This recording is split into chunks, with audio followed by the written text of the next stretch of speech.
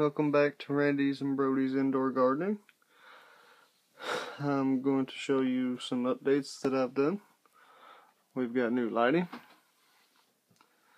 I've got two of them. This first one here and the far one all the way over at the end, pointed at a 45-degree angle. And then we've got radishes coming on. My beans are coming up pretty good. We put in a space heater to keep the temperature from going down as far as it was going. It was staying too cold. Put my peppers in dormant. And I've got all of our herbs are coming on. We got some flowers coming up. Different things. I moved my radishes that were right here. I put them all. I've got some here, and I got some over here. I've got some over that pot. And I planted some okra. We're going to find out how the okra does. I put what I had, little seeds left over in the beans. Hopefully they'll come up. And I had to trim the reapers pretty good. They were branching out. So I topped them and cut some of the edges off. Worked with them. Pollinated some more. As you can tell, we got small peppers. And like I said, we had to do something because they all went in dormant. And they went putting out flowers. And in the bucket you can see a bunch of flowers as well. I started getting nervous. So we had to upgrade, get new lighting, change the pH around. We bought some lime, some hydrated lime, that way it hit them faster. Some Miracle-Gro. And still yet, my favorite is the shake and feed. And if that don't work, we got the other stuff over there. Just normal powdered. Mix in with water. Miracle-Gro. That works pretty well. And our light meters went way up. So we don't have to worry about light no more. And that's the update on the indoor gardening. Now, just to show you all this light, and this is a pretty big basement, and my fiance's right here. She's trying to stay out of the camera, but say hi, baby. And all the lights are out down here. Pretty big basement, and that's how much these lights produce. Hand me the box right there, and I'll show them what these are.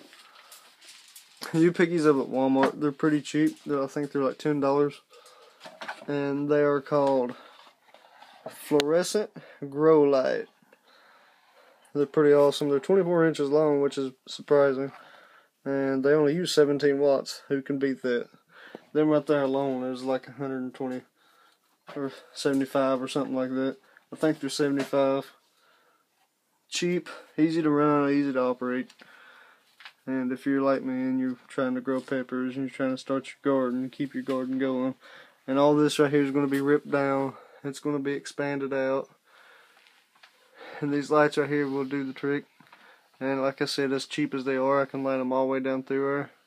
And then keep these bulbs right here, because they produce so much more heat on the plants. We can keep them where my seeds are going to be.